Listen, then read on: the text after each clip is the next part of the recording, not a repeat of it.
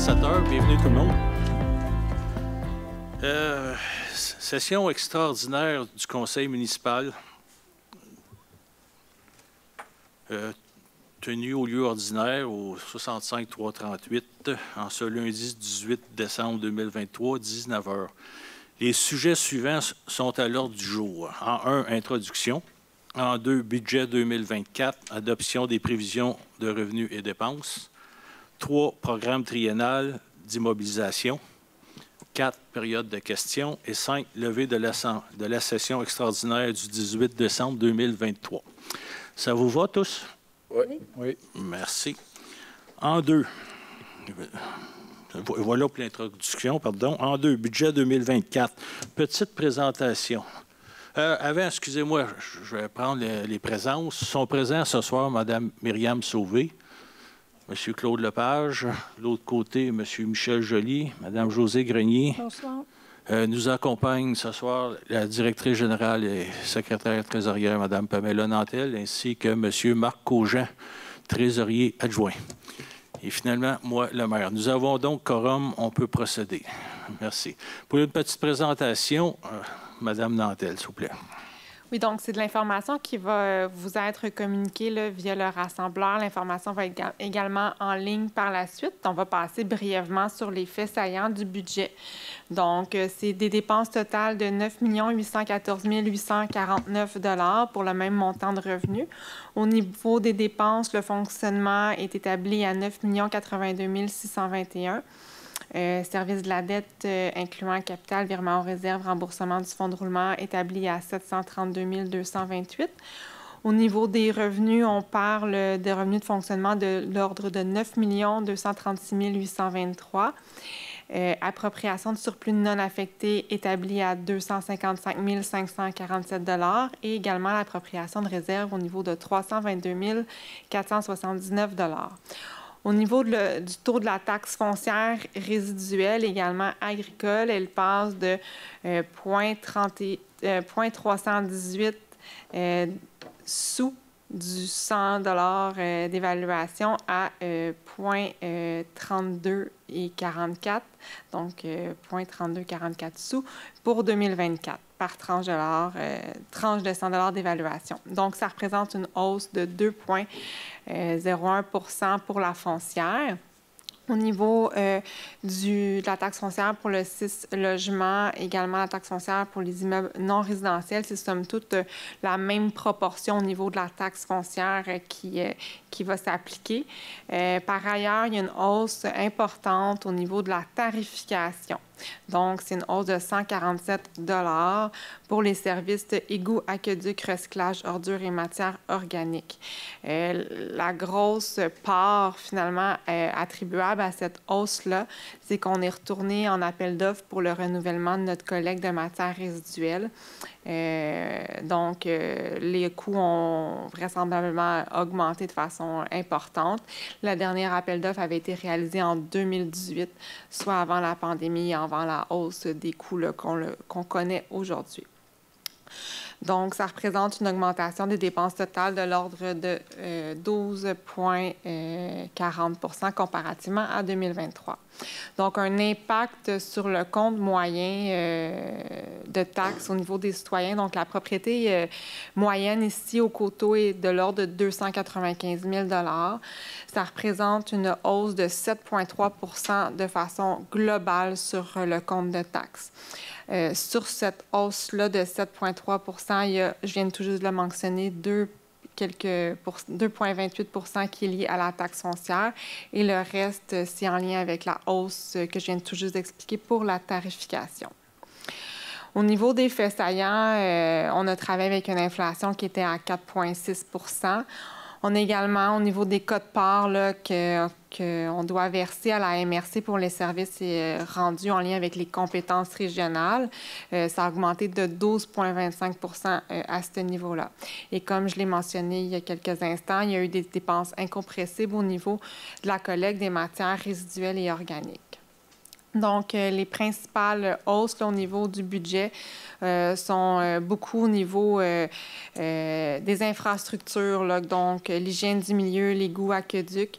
Il y a une hausse au niveau des coûts, notamment aux services professionnels, parce qu'on doit réaliser des études, des rapports, des analyses avant de faire nos travaux. Il y a aussi la conversion des bacs bruns, là, donc les bacs de 240 litres pour la collecte des matières organiques. Et à différents endroits, on voit plus ou moins des hausses là, affectées à des transferts de salaire qui sont reportés d'un service à un autre. Ce n'est pas des ajouts. Il n'y a pas eu d'ajout net au niveau de la structure. Ce sont seulement des déplacements au niveau de l'organisation.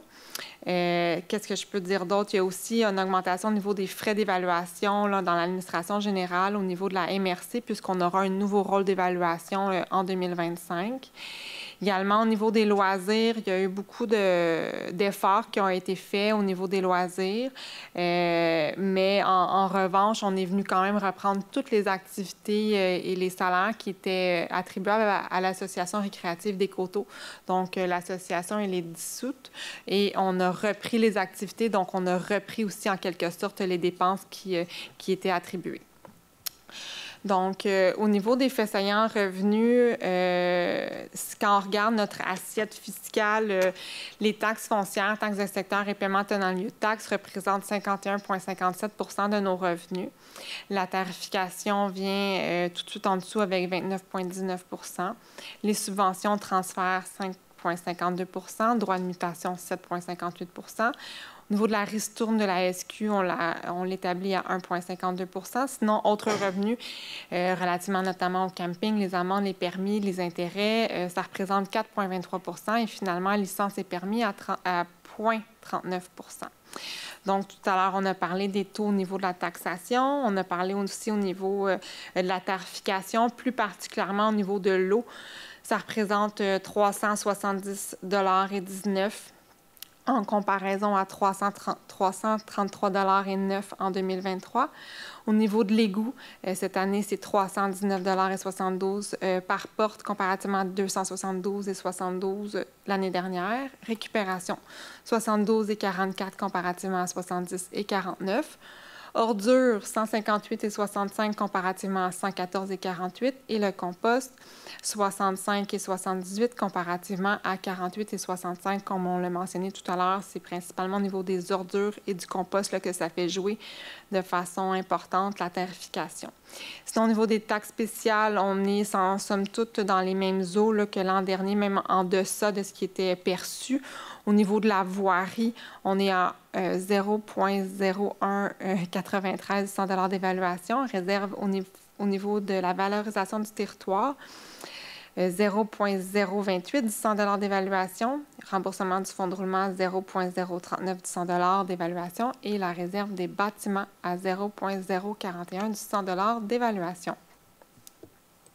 Merci, Mme Nantel. Une belle mise en situation, belle présentation. Suite à ça, on va maintenant vous présenter la résolution à cet effet. Donc, pour le budget 2024, en prévision de revenus et dépenses, considérant les dispositions contenues aux articles 954 et suivants du Code municipal, considérant que le Conseil de la municipalité des Coteaux a tenu des rencontres préparatoires à l'adoption du budget 2024, et du plan triennal 2024, 2025, 2026 et que les informations présentées ci-dessous reflètent la teneur des échanges et discussions. Considérant que le Conseil de la municipalité des Coteaux prévoit des dépenses équivalentes aux recettes, le tout réparti comme suit. Le résumé des prévisions budgétaires, Mme Nantel l'a fait très clairement. Donc, en 2023, on a un total de revenus de 9 814 849 pour une augmentation de 1 063 846, comme mentionné tantôt. Les dépenses s'apparentent à ça.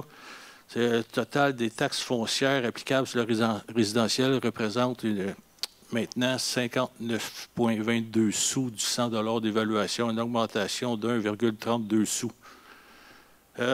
Donc, si le Conseil est d'accord, il sera résolu que le budget de l'année financière 2024 soit accepté que si haut présenté. C'est clair, des questions? Ça vous va ainsi?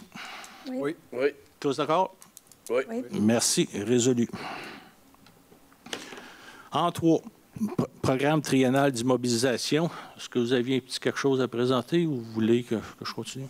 On peut poursuivre de façon encore sommaire au niveau des faits saillants. Pour 2024, 2025, 2026. Donc, 2024, c'est des investissements au niveau de totaux, en fait, de 14 586 000 répartis comme suit. Au niveau des bâtiments, on a une partie pour le garage, la caserne incendie, de l'ordre de 6 millions de dollars. La conversion des bacs bruns à 215 000 également un montant de 5 979 000 au niveau des infrastructures. Machinerie, outillage, équipement de l'ordre de 368 000 matériel de bureau informatique, 8 000 et parc espace vert, 465 000 et véhicules, 1 560 000 véhicules notamment en lien avec l'acquisition d'un camion autopompe d'incendie. Donc, sur le 14 586 000 on a des subventions anticipées de l'ordre de 7 800 950 Donc, je l'ai mentionné, fait saillant en 2004, on a nos travaux de construction pour la caserne incendie et du garage qui vont débuter. On a également la réhabilitation et la réfection des infrastructures souterraines des rues de l'Île et Pauline. On va devoir également travailler au niveau des services professionnels pour la réfection du poste de pompage, l'IP et également les infrastructures souterraines des rues d'Aou, l'IP et les rues transversales. Je l'ai mentionné, l'acquisition du camion autopompe. En 2025, on a des investissements totaux budgétés de l'ordre de 13 768 500 avec des subventions anticipées de 6 255 000 On va poursuivre nos travaux de construction pour la caserne d'incendie et le garage municipal. On devra également remplacer les membranes de l'usine de filtration. On doit augmenter la capacité du poste de pompage de la rue Lippé et également réaliser les travaux connexes qui ont été, que je viens tout juste de mentionner. Les travaux d'aménagement de la rue Lippé également, le prolongement de la rue Rémiard qui sera travaillé en 2025, de l'aménagement dans les parcs pour les parcs Hervé-la-Framboise et Pépineau et Capucine. Également, on va commencer à travailler l'avant-projet, c'est-à-dire les plans et devis pour le centre communautaire ici qui va prendre place à l'Hôtel de Ville. Donc, ce n'est pas la construction, c'est vraiment les plans et devis. Et en 2026, pour le moment, ce sont des sommes de 12 690 900 qui sont budgétées avec des subventions anticipées de l'ordre de 5 563 554. En 2026, qu'est-ce qui est prévu? Le rachat des débits réservés auprès de la Régie d'assainissement des coteaux. Nous avons également la réhabilitation et la réfection des infrastructures souterraines des rues d'Aou et Lippé et les transversales. Le pavage de la rue Royale. Également, on poursuit certains aménagements dans les parcs, notamment pour le parc Audrey, Marcel Desty et le parc de la rue Sauvé. Merci beaucoup. Donc, pour la résolution qui s'y rattache selon l'article 953.1 du Code municipal, le Conseil municipal doit, au plus tard le 31 décembre, adopter le programme des dépenses en immobilisation de la municipalité pour les 3 exercices financiers subséquents. Et la résolution demande d'établir le programme triennal des dépenses en immobilisation de la municipalité pour les exercices financiers 2024, 2025 et 2026, comme on vient de vous présenter. Alors, si le Conseil est d'accord, on pourrait en faire la résolution. Tous d'accord? D'accord. Oui. Ça vous va? Oui. Merci. Résolu à l'unanimité. En somme, donc rendu au point 4 de l'ordre du jour, c'est la période de questions. Est-ce que vous auriez des questions en rapport avec ce qu'on vient de vous présenter?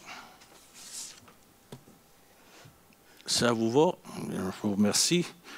Donc, on arrive à point 5, lever de la session extraordinaire du 18 décembre 2023. Êtes-vous d'accord pour lever la session? Oui. Oui. C'est unanime. Ça vous va, M. Lepage? Merci. Donc, c'est terminé pour la présentation budgétaire de 2024. Je vous remercie beaucoup.